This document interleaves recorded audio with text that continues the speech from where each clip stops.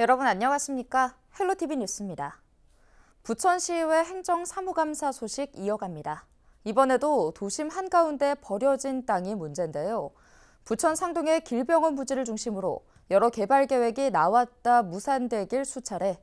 특히 의혹과 함께 오랜 세월 방치됐던 만큼 이번에야말로 확실한 대책 마련이 필요하다는 지적입니다. 이정아 기자의 보도입니다. 부천 상동 아파트 단지 사이의 한 공터. 길병원이 이 부지에 병원을 짓겠다며 토지를 처음 매입한 지 20년 이상이 흘렀지만 변한 건 없습니다. 부천시의회 도시교통위원회 행정사무감사에서 이 길병원 부지에 대한 향방을 놓고 질타가 이어졌습니다. 우범지대가 우려된다는 민원이 빗발쳤던 땅은 현재 아무렇게나 텃밭으로 이용되고 있는 상황. 저기는 길병원 부지 안에서 불법 농장 경작을 하고 있는 상황입니다. 신도시 안에 저렇게 대규모 주말 농장이 됐던 저런 농장이 되어 있습니다. 저게 20여 년 넘게 지금 되고 있습니다. 과장 저거 보시면서 어떻게 생각하세요? 우여곡절 끝에 여기까지 지금 25년 동안 방치되어 있는 땅이고 시민들 의견을 들어가면서 그동안 임대주택과 어린이병원 등 갖가지 개발 계획이 나왔다 무산되길 수차례. 장기간 답보 상태에 놓인 사업이 곧 부천시의 안일한 행정 탓이라는 질타가 쏟아졌습니다. 병원 건립 약속을 어기고 매각을 한 거잖아요. 그랬을 때 시에서는 과연 무엇을 했냐는 거죠. 길병원 부지로 처음에 부천시에서 매각을 했으면 부천시가 모든 행정이 그래요. 항상 이런 것 같아요. 솔직히 부천시가 모르고 있었던 건 아닙니다. 길병원에서 병원을 짓지 않겠다라는 거는 지난 2002년부터 계속 나오고 있어요. 이미 길병원은 저게 병원 짓 생각이 없었어요. 아니 12년이나 시간이 있었습니다. 우리 시에는 12년 동안 고민하지 않았다는 거예요. 부천시가 문제 해결에 적극적으로 나서지 않는 등 미온적인 태도를 보였다는 시의회 지적에 부천시는 원론적인 답변만 내놓았습니다. 그 용도가 조금 저렴할 때 우리 시가 매입을 해놔서 다른 용도로 활용할 수도 있겠지만은 그쪽의 어떤 인프라라든지 여러 가지 면에서 우리가 시에서 필요로 할 수 있는 용도 자체가 그렇게 좀 확보되지 않지 않았나 그렇게 생각이 듭니다. 결국 길병원은 사업성 부족을 이유로 땅을 매각했고 현재 도시계획 변경 사전 협상이 진행 중입니다. 의료시설이 아닌 일반 주거지역으로 용도를 변경해 결국 공동주택을 건립한다는 계획인 겁니다. 거기다가 이제 공동주택을 건립한 계획으로 공공기업 부지 면적의 48%를 공공기업 하겠다 이렇게 제안이 돼갖고 현재 우리 도시계획위원회에서 그러면 타당성에 대해서 검토를 하고 협상을 진행해 봐라라고 그 정도까지 지금 현재 자문을 받은 상태가 되겠습니다. 부천시의회는 결과적으로 해당 부지가 수십 년간 특혜를 받았던 땅이었다고 지적하며 이제라도 시민들을 위해 공공기업 방향 등을 투명하게 심의할 것을 부천시에 주문했습니다. 헬로티비 뉴스 이정아입니다. 지역화폐 부천페이 충전 인센티브 혜택이 올해 예산 소진으로 지난 22일 기준 조기 마감됐습니다. 이에 따라 충전 시 인센티브 지급은 없지만 추가 충전이나 결제는 기존대로 가능합니다. 올해 부천페이 목표 발행액은 2천억여 원으로 부천시는 연초에 목표를 초과 달성했습니다. 또 매달 평균 7만 4천 명 이상이 충전 혜택을 누린 것으로 집계됐습니다. 부평 풍물대축제가 차별성 있는 지역축제로 자리 잡기 위해 주민 의견을 적극 반영해야 한다는 주장이 나왔습니다. 부평구의회 정한솔 의원은 제266회 부평구의회 제4차 행정복지위원회 행정사무감사에서 김천 김밥축제 성공 사례를 설명하며 부평 풍물대축제 혁신의 필요성을 제기했습니다. 이날 정 의원은 인구 10만 명의 김천시가 김밥축제를 개최하면서 인구에 비례하는 관광객이 방문하는 성과를 거뒀다며 부평도 주민 의견을 듣고 부평 풍물대축제 방향성을 재정립해야 한다고 밝혔습니다. 특히 자화자찬식의 긍정평가에 그치지 말고 객관적인 평가는 물론 축제 이후에 대한 대책도 마련해야 한다고 전했습니다.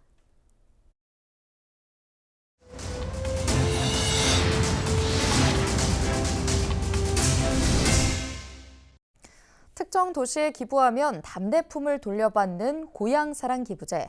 그동안은 기부를 하려면 고향사랑 이음 홈페이지와 농협은행을 통해야만 했는데요. 다음 달부터는 창구가 늘어납니다. 행정안전부가 민간 플랫폼과 시중은행으로까지 기부 창구를 늘리기로 했습니다. 편의성을 높여 기부를 활성화하겠다는 취지입니다. 보도에 전소연 기자입니다. 상품 가치가 떨어지는 이른바 못난이 농산물을 활용할 방법을 연구하는 프로젝트. 지난해 1월 양구군과 한 민간 플랫폼이 함께 연 고향사랑 기부제 모금입니다. 사흘 만에 약 1,000만 원 가까이 되는 금액이 모였습니다. 하지만 당시엔 행정안전부의 반대로 모금이 중단됐습니다. 민간 플랫폼 시스템상 기부자의 주소지나 기부 한도액을 확인할 수 없다는 이유에서였습니다. 하지만 다음 달부터는 민간 플랫폼도 모금에 참여할 수 있게 됐습니다. 기존 고향사랑 이음 홈페이지와 농협은행 창구에서만 기부가 가능하던 방식에서 다른 플랫폼도 이용할 수 있도록 바뀝니다. 시민들이 편리하게 기부할 수 있도록 하기 위한 것이라는 게 행안부의 설명입니다. 전문가분들이 굉장히 많이 건의를 주셨고요. 이제 기부 활성화를 위해서는 기부 접점을 다양화하는 게 조치가 필요하다는 게 참여하는 민간 플랫폼은 기부 플랫폼 2곳과 시중은행 5곳 등 모두 7곳입니다. 이들은 개별 사업에 직접 기부를 하는 지정 기부를 기획, 홍보하는 일부터 답례품을 관리하고 배송하는 일 등을 맡게 됩니다. 강원 양구군을 비롯해 전남 신안군 등 전국적으로 20곳이 넘는 지자체들이 민간 플랫폼을 활용할 준비에 들어갔습니다. 당시에 미비했던 상황이라 잠정적으로 중단해 놓은 상황이었거든요. 네. 예산만 세워서 바로 그냥 시작하려고요. 전문가들은 민간 플랫폼 개방을 통해 고향사랑 기부제에 대한 인지도가 높아질 것으로 기대하고 있습니다. 표출되는 그러한 기회가 많이 지어지기 때문에 기존보다 홍보 효과는 상당히 클 거라고 생각을 합니다. 다만 플랫폼에 수수료를 지불해야 하는 만큼 지자체 재정 여건에 따라 발생할 수 있는 지역별 격차를 줄여나가야 한다고 전문가들은 조언합니다. 헬로티비 뉴스 권소연입니다. 오는 27일과 28일 사이 첫눈이 예보됐는데요. 경기도가 각 시군의 안전사고 예방을 위한 특별 지시를 내렸습니다. 도는 강설 대비 선제적 상황 관리와 도로 살얼음 예방, 제설 장비 대응 태세 구축 등을 각 시군에 요청했는데요. 도는 앞서 지난 15일 재난 상황 관리 체계 강화 등을 담은 종합 대책을 수립했으며 내년 3월 15일까지 비상 대응 체계에 들어간다는 방침입니다. 경기도교육청이 경기 지역 과학고 예비 지정 심사 기간을 연장해 1단계 예비 지정 발표가 내달 초에나 가능할 것으로 보입니다. 1단계 예비 지정 심사는 당초 과학고 설립 희망 지역이 제출한 공모 신청 서류만으로 진행해 이달 말까지 결과가 나올 예정이었는데요. 심사위원들이 심층 질의 추가를 요구하고 경기도교육청이 이를 받아들이면서 심사 기간이 늘어난 상황입니다. 경기 지역 과학고 공모 신청 지역은 모두 12곳인데요. 9곳이 신설고 설립을 신청했고 3곳은 일반고 전환을 희망하고 있습니다. 인천 은둔형 청년이 4만여 명에 이르는 것으로 나타났습니다. 한국보건사회연구원이 발표한 2023년 전국 단위 고립 은둔 청년 실태 조사를 보면 인천의 고립 은둔 청년의 규모는 전국 고립 은둔 청년 인구 54만 명 중 8%인 약 4만 3천 명으로 추정되고 있습니다. 외부인 접촉을 꺼려하는 특성 때문에 은둔형 청년들에 대한 정확한 실태는 파악하기 어렵고 추정치만 가늠할 수 있는데요. 인천 청년들이 은둔하게 된 이유로 취업 실패가 손꼽히고 있습니다. 인천시가 발표한 은둔형 외톨이 실태조사에서 인천 은둔 청년 36.55%가 직업 관련 어려움으로 인해 은둔 생활을 시작했다고 답했습니다. 한국고용정보원이 발표한 청년 패널 조사 심층 분석 코호트 변경에 따른 변화 보고서를 보면 2021년 기준 전국 청년 중 53.8%가 서울과 경기 소재 직장에서 일하지만 인천에서 근무하는 청년은 5.4%에 불과해 이에 따른 대책 마련이 시급한 상황입니다. 이에 대해 인천시 관계자는 청년 미래센터 등을 활용해 필요한 지원책을 체계적으로 마련해 나가겠다고 밝혔습니다. 서울시가 안전 취약계층을 위해 지원하는 휴대용 안심벨 헬프미가 신청 개시 80분 만에 마감됐습니다. 서울시는 당초 오는 29일까지 일주일 동안 신청 접수를 받을 예정이었으나 접수 시작 80분 만에 준비된 물량 2만 개가 조기 마감됐는데요. 헬프미는 위험 상황이 생겼을 때 버튼만 누르면 경고음과 함께 긴급 신고가 되는 휴대용 안심벨입니다. 신청자는 다음 달 6일 신청 페이지를 통해 헬프미 지원 여부를 확인할 수 있습니다.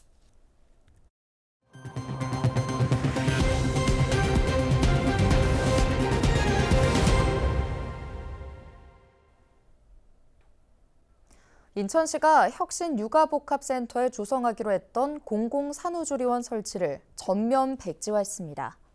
현재 인천에는 민간 산후조리원 23곳만 있을 뿐 공공산후조리원은 없는 상태입니다.